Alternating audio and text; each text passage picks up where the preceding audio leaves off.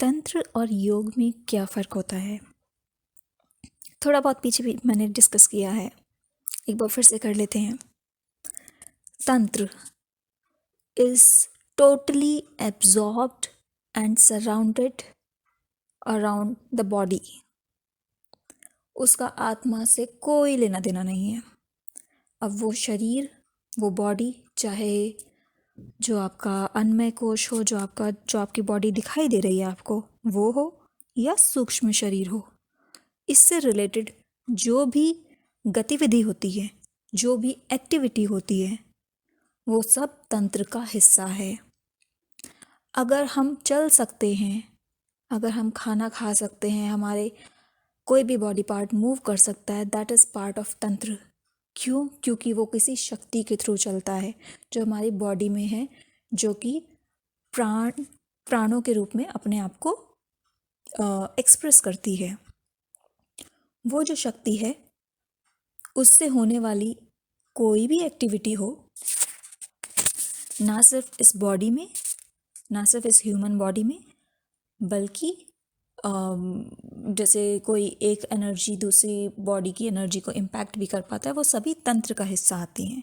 तो तंत्र खराब चीज़ नहीं है। तंत्र वो है, तंत्र इज़ अ कॉन्सेप्ट बेसिकली, जिसकी वजह से ये इस सृष्टि में जो भी जीवंत है, जो भी अलाइव है, वो एक्टिविटी कर सकता है, किसी वे में अपने आप को परफॉर्म कर सकता है। ठीक है। अब उस शक्ति का इस्तेमाल कौन किस तरीके से करता है, उसके चलते चीज़ें वो तंत्र बुरा या अच्छा हो जाता है। ठीक है। तो आप भी कुछ काम कर रहे हैं, that is also part of तंत्र। अब बस ये फ़र्क आ जाता है कि वो आप किस लेवल पे कर रहे हैं। हम नॉर्मल लाइफ जी रहे होते तो वो एक बहुत ही छोटे लेवल पे हो रहा होता है। जहाँ मंदिरों की बात आ जाती है, जहाँ पे शक्ति की स्थापना की जाती है, तो वो उससे हायर लेवल हो जाता है। और डिपेंडिंग ऑन कि वो एनर्जी कहाँ किस तरीके से यूटिलाइज हो रही है, लेवल्स बढ़ते घटते रहते हैं। ठीक है। अब बात आती है योग की। अब तंत्र और योग, सबसे पहली बात, बड़ी डिफरेंस बड़ा जो है वो ये है कि योग जो है वो आत्मा के लेवल पे होता है। तंत्र में आत्मा का कोई लेना देना नहीं है। तंत्र की से इवन अगर मैं spiritual, so called spiritual practices में भी कहूँ, तो तंत्र में होने वाली किसी भी गतिविधि से आत्मा पर कोई फ़र्क नहीं पड़ता है। वैसे तो आत्मा पर वैसे भी फ़र्क नहीं पड़ता है, क्योंकि गीता के हिसाब से जो कृष्ण जी ने कहा है कि आत्मा किसी भी रूप में प्रभावित नहीं होती, वो जीवात्मा होती है जो प्रभावित होती है। That is true. बट यहाँ पर मैं इम्पैक्ट की बात करना चाह रही हूँ कि जो आपकी जीवात्मा पर भी इम्पैक्ट जो पड़ रहा है, वो योग से पड़ता है। इसके भी मल्टीपल लेवल्स हैं एक्चुअली। अभी मैं उस डेप्थ में नहीं जा रही हूँ, क्योंकि ये इतने लेयर्स में है, जो ये रियल साइंस है, जिसे आप स्पिरिचुअलिटी के नाम से आज की डेट में जानते हैं, वो इतनी डीप है कि पहले एक लेवल पे सिखाया जाना जाता है, उसके बाद जब आप उस लेवल को पूरी तरीके से जान जाते हैं, उसके बाद ही नेक्स्ट लेवल पे जाते हैं, जिसके बाद पता लगता है फर्स्ट लेवल पे जो था वो that was just like a thin layer.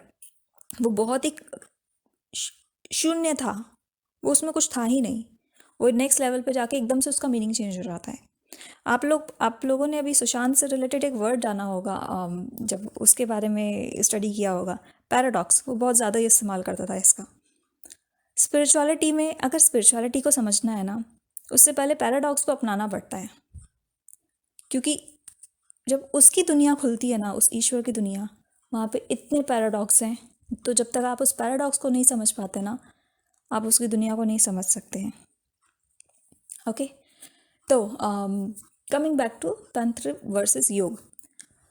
तंत्र में जो अब स्पिरिचुअल लेवल की जो तंत्र की क्रियाएं होती हैं, उसमें आप कोई भी चीज़ कर लें, उससे आपकी आत्मा इवॉल्व नहीं होती है। इवॉल्व मतलब आपकी आत्मा जो आज की डेट में आत्मा का इवोल्यूशन का मतलब ये जाना जाता है कि ब्रह्म से मिलना, उस ईश्वर से मिलना, उस फॉर्म में मैं बोल रही हूँ। ठीक है। योग जो होता है वो पूरा आत्मा के लेवल पर होता है। अब बात आती है जो आज की डेट में जो लोग कर रहे हैं, मैं उससे रिलेट करके आपको पहले बताती हूँ। तंत्र से रिलेटेड जो लोग भी जो भी क्रियाएं करते हैं, चाहे वो तांत्रिक प्रक्रियाएं कर रहे हों, या फिर सो कॉल्ड कुंडलिनी जागरण करने की कोशिश करें, जो कि मैं बता चुकी हूँ ऐसा कुछ नहीं होता है, या और बाकी की जो तांत्रिक क्रियाएं होती हैं, खराब वाली नहीं, अच्छी वाली भी, उनमें से कोई भी क्रियाएं कर रहे हो, जब वो इंसान वो करता है तो ओके, एक पर्टिकुलर पार्ट मैंने आपको तंत्र के बारे में बताया था जिसमें लोग जो होते हैं, जो भी इंसान है, वो किसी शक्ति की साधना करता है। अब वो शक्ति सात्विक भी हो सकती है, वो शक्ति तामसिक भी हो सकती है, अच्छी शक्ति भी हो सकती है, बुरी शक्ति भी हो सकती है। बुरी शक्ति में ये जो क्या बोलूँ इन्हें मैं, डेविल टेंडेंसी की जो शक्तियाँ होती हैं, मैं नाम नहीं लेना चाह रही एक्चुअली, मैं अवॉइड कर रही हूँ, जिनसे दूर रहने को कहा जाता है, वो भी हो सकते हैं। कई नाम नहीं बोलती मैं उनका, चलिए, वो नेगेटिव डेविल थिंकिंग रखने वाली एनर्जीज भी हो सकती हैं। और सात्विक में जो भी देवी देवता होते हैं हमारे, वो होता क्या है, उन क्रियाओं के चलते वो उनसे कुछ शक्तियाँ प्राप्त करते हैं, अच्छी या बुरी किसी भी तरीके की हो सकती हैं। उनसे उनको शक्ति तो मिल जाती है, बट उनकी आत्मा इवॉल्व नहीं करती है। एक जो बहुत बड़ा इशू हुआ है आज की सोसाइटी में, लेट्स से किसी को कोई हाइपोथेटिकली कोई इंसान टकरा भी जाता है जिसके पास कुछ so called super natural powers हैं, वो उसे भगवान समझने लगते हैं। पहले के टाइम पे ये बहुत आम चीज़ें हुआ करती थी, क्योंकि लोग साधनाएं किया करते थे, तामसिक नहीं सात्विक साधनाएं किया करते थे और ये शक्तियाँ प्राप्त किया करते थे। लेकिन आज की डेट में ये हमारे सोसाइटी से गायब कर दिया गया है और इसको बहुत ही ऑर्थोडॉक्स बना दिया गया था, स्पेशली इंडिया में, थैंक्स टू ब्रिटिश रूल और बहुत सी और चीज़ें। एनीवे, सो वो जो शक्तियाँ हासिल करते हैं उससे उनको शक्तियाँ तो मिल जाती हैं, क्योंकि वो आपके बॉडी के लेवल पर होती हैं, चाहे वो अन्नमय कोश के लेवल पे हो, चाहे वो प्राणमय कोश के लेवल पर हो, बट उनसे उस ईश्वर तक नहीं पहुंचा जा सकता है। ईश्वर तक पहुंचने के लिए, अच्छा उसके बारे में मैं भी बताऊंगी एक चीज़, ईश्वर तक पहुंचने के लिए सिर्फ और सिर्फ एक ही साधन है, वो है योग। आप कोई भी प्रक्रिया कर लें, आप उससे ईश्वर तक नहीं पहुंच सकते हैं, ठीक है। अब आता है तीसरा डिफरेंस, जो कि सबसे मेन डिफरेंस है। योग के थ्रू भी शक्तियों को हासिल किया जा सकता है, जो so called super natural powers बोली जाती हैं, जो कई ऋषि मुनि बैठे होंगे गुफाओं में, जंगलों में, कहीं कहीं गहरे जंगलों में, उनके पास होंगी, बहुत बड़ी बात नहीं है, आराम से होंगी उनके पास। मगर एक फ़र्क होता है तंत्र से मिली हुई शक्तियों में और योग से मिली हुई शक्तियों में। जो शक्तियाँ तंत्र से मिलती हैं वो आपकी नहीं होती हैं। जिस इंसान ने उन क्रियाओं को करके उन तंत्र से रिलेटेड जो भी पॉजिटिव नेगेटिव, आपको ध्यान होगा, एक कहानी सुनी होगी आपने प्रहलाद की, हिरण्यकश्यप प्रहलाद की एक कहानी थी होलिका की, जो उसकी बुआ थी, उसे वरदान था कि वो कभी आग से जलेगी नहीं। ब्रह्मदेव का वरदान था, और ब्रह्मदेव का वरदान तो कभी झूठा हो ही नहीं सकता है। तो उसके चलते उसने प्रहलाद को अपनी गोदी में रख के जलाने की कोशिश की, पर उल्टा क्या हुआ, वो खुद ही जल गई। क्यों? जब आप शक्तियाँ, अब देखिए, मैं यहाँ नहीं जानती हूँ कि उसने कोई तंत्र साधना की थी या फिर योग किया था, मैं नहीं जानती, और ना ही ऐसा कुछ मेंशन है, लेकिन ये मैं एग्जाम्पल की फॉर्म में दे रही हूँ। उसमें ब्रह्मदेव ने कहा था, क्योंकि तुमने अपनी शक्तियों का गलत इस्तेमाल किया है, इसलिए ये तुम्हें तुम्हारी प्रोटेक्शन के लिए था, इसलिए नहीं कि तुम किसी दूसरे को मार दो, इसलिए तुमसे वो वरदान वापस ले लिया गया है, दैट्स वाई तुम्हें वो प्रोटेक्शन नहीं मिली। ये क्या होता है, जब भी किसी सात्विक शक्ति से या तामसिक शक्ति से तंत्र के चलते, तांत्रिक क्रियाओं के चलते आप शक्तियाँ हासिल करते हो, उस शक्ति के साथ कुछ रूल्स आते हैं। अब जो सात्विक एनर्जीज़ हैं, जब वो शक्तियाँ देंगी, जो देवी देवताओं से जो वो पावर्स मिलती हैं, उनके साथ सात्विक रूल होते हैं कि आप इन शक्तियों का इस्तेमाल किसी गलत रूप में नहीं करोगे, अगर करोगे तो ये बैकफायर कर जाएंगी किसी भी फॉर्म में। जबकि जो बुरी ताकतों से, अगर जो लोग भूत वगैरह इन लोगों से इनसे पावर्स गेन करने की कोशिश करते हैं, उनके चलते और नेगेटिव रूल्स आते हैं कि इन शक्तियों का इस्तेमाल तुम्हें बुराई के लिए ही करना है। एग्जाम्पल दे रही हूँ मैं ये, और नहीं करोगे या हमारे हिसाब से नहीं चलोगे, हमारी गुलामी नहीं करोगे, उनका यूजुअल रूल होता है कि हमारी गुलामी अगर नहीं करोगे, शक्तियाँ तो हम दे देंगे पर हमारी गुलामी करनी पड़ेगी। अगर हमारी गुलामी नहीं करोगे तो तुम बर्बाद हो जाओगे। ठीक है, तो ये रूल्स आते हैं तंत्र के साथ। और वो शक्ति कभी भी उस इंसान की अपनी प्रॉपर्टी नहीं होती है, वो इट्स लाइक अ लोन। ठीक है, लेकिन योग के बारे में बताती हूँ, बट इससे आप एक चीज़ और जान गए होंगे कि जो लोग बहुत डरते हैं तंत्र की जो नेगेटिव वे में जो यूज़ करते हैं लोग, उनसे बहुत डरते हैं कि हमारा हार्म कर देंगे। वो आपका हार्म कर पाएंगे नहीं कर पाएंगे, उसके लिए प्रोटेक्शन के लिए मैं बता दूंगा बहुत सिंपल तरीके हैं। लोग करते नहीं है, इस चक्कर में ये जो नेगेटिव एनर्जीज वाले लोग हैं वो बढ़ गए हैं। पहले के टाइम पे तो नहीं होते थे इतने ज़्यादा, अब क्यों होने लगे हैं। जो लोग ये तांत्रिक क्रियाएं करते हैं नेगेटिव एनर्जी से एसोसिएट होके, उनकी खुद की ज़िंदगी इतनी बर्बाद हो चुकी होती है ना। मैंने देखी हैं कई चीज़ें, कुछ लोगों को देखा है उनका पूरा परिवार बर्बाद हो जाता है। ठीक है, तो वो तो अपने आप को नर्क में डुबो ही चुके हैं। अब रही बात खुद को कैसे आप प्रोटेक्ट करें, कोई ऐसा अगर बहुत से लोगों को शायद इतना इंपॉर्टेंट नहीं लगेगा ये, क्योंकि बट कुछ चीज़ें मैंने आज रिसेंट टाइम में कुछ देखी तो I just thought to share that. Simple है, भगवान से जितना आप कनेक्टेड रहेंगे, ईश्वर के प्रति जितना आपका समर्पण रहेगा, ये शक्तियाँ आपका कुछ नहीं बिगाड़ सकती हैं।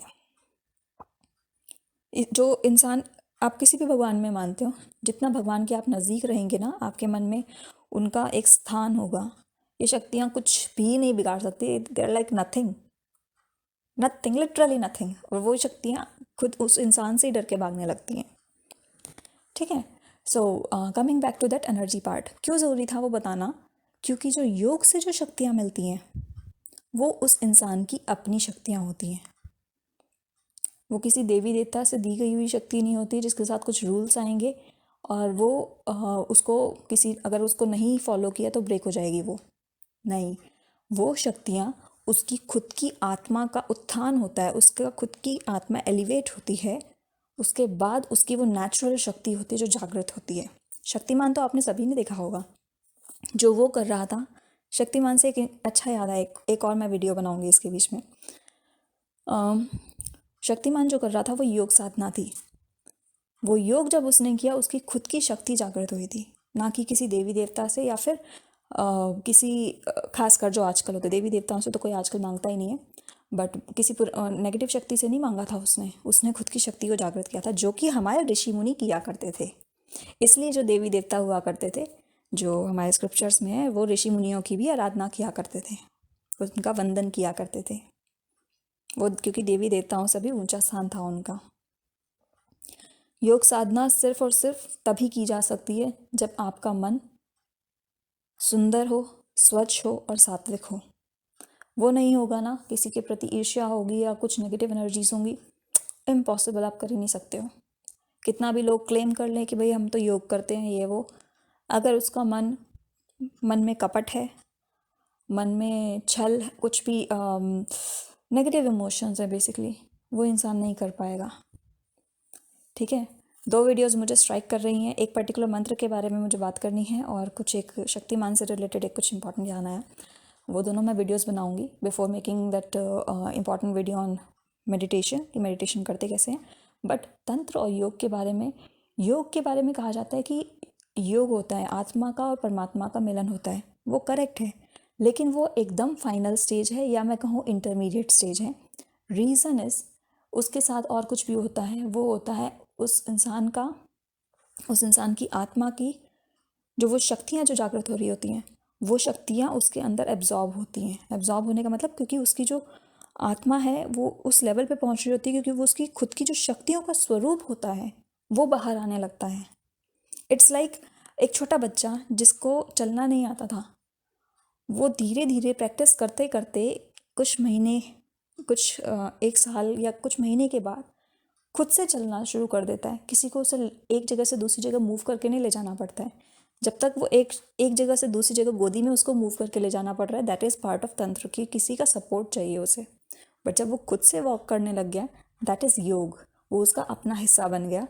अब उसे किसी चलने के लिए, अब वो चले, चाहे दौड़े, चाहे कूदे, उसको किसी और सहारे की ज़रूरत नहीं है, और वो उसका अपना हिस्सा है, जिसकी वजह से वो कॉन्फिडेंस लेवल उसका राइज होता है। Confidence level I am comparing it with your elevation of your soul. वो आत्मा जब वो उत्थान करती है तब वो एलिजिबल होती है उस ईश्वर से मिलने के लिए। और शक्तियाँ इतनी इम्पॉर्टेंट नहीं है जो लोग योग साधना करते हैं, क्योंकि ईश्वर से जुड़ना ही अपने आप में एक बहुत बड़ी चीज़ होती है। बट कुछ और एस्पेक्ट्स हैं जिनके बारे में किसी दिन बात करेंगे। But you should be fully aware of the difference between तंत्र एंड योग। तंत्र का आत्मा से कोई लेना देना नहीं है। तंत्र के चलते आप किसी इंसान को कितनी भी शक्तियाँ मिल जाएं, उसकी आत्मा वहीं की वहीं इसी धरती पर बाकी लोगों जैसी हो सकती है, कोई एलिवेशन नहीं हुआ होगा उसमें। लेकिन जो योग कर रहा होगा हो सकता है उसमें कोई शक्तियाँ ना हो, बट उसकी आत्मा उस लेवल पे पहुंच चुकी होती है। उसका जो ऑरा होता है ना, जिसे आप ऑरा कहते हैं, वो रेडिएट करता है। कुछ लोगों से शायद कोई मिला होगा, आई थिंक कोई तो मिला होगा, आई जस्ट फील सो। यहाँ पर कोई तो होगा जो इस तरीके की चीज़ों, कुछ ना कुछ वियर्ड एक्सपीरियंसेस रहे होंगे उसके, ऐसे लोगों से मिला होगा जिससे आप कभी मिले नहीं हो, you do not know about that person, और उनका ऑरा, उसमें इतनी प्योरिटी है। इसलिए नहीं कि उनके चेहरे में कोई सुंदरता है, फिजिकल ब्यूटी है, नहीं, बट उनके प्रेजेंस में ही कुछ एक प्योरिटी सी फील होती है। चाहे उनसे बात भी ना की हो तब भी आपने सिर्फ आप उनके सिर्फ आसपास भी खड़े होंगे तब भी फील होगा। वो योग का प्रभाव होता है। ठीक है, तो योग की सात्विकता को जानिए, सत्व गुण को जानिए। जब तक सत्व गुण किसी इंसान में नहीं आया, आप मेडिटेशन की कितनी भी बातें कर ले, बेकार है। वो फिर सिर्फ तमाशे हैं जो लोग आजकल करते हैं। ठीक है, तो दैट्स इट।